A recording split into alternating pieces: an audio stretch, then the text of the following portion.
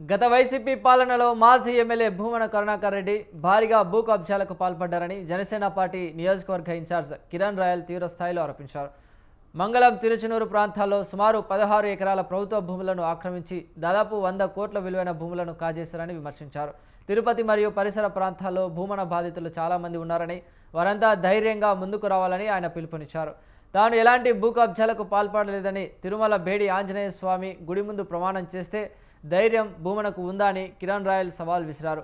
అక్రమాలకు పాల్పడే వ్యక్తి భూమనేనని ఆయన నీతి వ్యాఖ్యలు చెప్పడం విడ్డూరంగా ఉందని అన్నారు. తిరుమల నడక మార్గంలో విగ్రహం మాయం కావడంపై భూమన అనవసర రాద్ధాంతం చేశారని అన్నారు.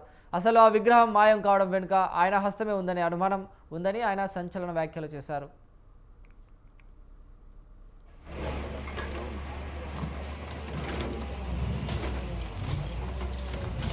తిరుపతిలో 2019-2024 మధ్య మాజీ ఎమ్మెల్యే హిందూ మత ధార్మిక ప్రపంచ పరిరక్షకుడు భూమన కరుణాకర్ రెడ్డి గారు ఆయన భూ కబ్జాల గురించి ఈరోజు మాట్లాడాల్సిన అవసరం ఎంతైనా ఉంది. గతంలో అనేకసార్లు జనసేన పార్టీ కానివ్వండి, మేము కూటమి సభ్యులు కరుణాకర్ రెడ్డి గారు చేసిన భూ కబ్జాల గురించి మేము చెబితే ఒక్క అంగుళం కూడా నేను తీసుకో ఉంటే మీరు ఏ విచారణకైనా సిద్ధం.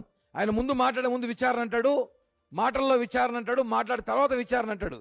విచారణకి బ్రాండ్ అంబాసిడర్ అయినా అలాంటి విచారణ మేము విచారణ ఇస్తే ప్రభుత్వ విచారణలో వచ్చింది ఏమని, తిరుపతి మంగళం గ్రామ పంచాయతీలో 471-472 సర్వే నంబర్లో ప్రభుత్వ పొరంబోకు భూమిలో 7 ఎకరాలకు పైగా భూమన కరుణాకర్ రెడ్డి ఆ ప్రభుత్వంలో ఎమ్మెల్యేగా ఉన్నప్పుడు అక్కడ వ్యవసాయాన్ని కోసం పెట్టుకున్నాడని చెప్పి సమాచారం ఉంది గతంలో. ఈరోజు అది వాస్తవం అని చెప్పి తెలిచారు. అదేవిధంగా తిరుచానూరు 41/1, 47/2 అక్కడ 9 ఎకరాలు, అలాగే 472 సర్వే నంబర్ 473 ఎకరాలు ప్రైవేట్ ఆక్రమణ బెదిరించి పెట్టి తన బలంతో ఇలా తిరుపతిలో అనేక మొత్తాన్ని చూస్తే 100 కోట్లకు పైగా భూ కబ్జా, 100 కోట్లకు పైగా భూమన కరుణాకర్ రెడ్డి గారు భూ కబ్జా తిరుపతిలో చేశారని చెప్పి ప్రభుత్వం గుర్తించి ఈ రోజు నిన్న అక్కడ కాంపౌండ్ తొలగించడం జరిగింది. అక్కడ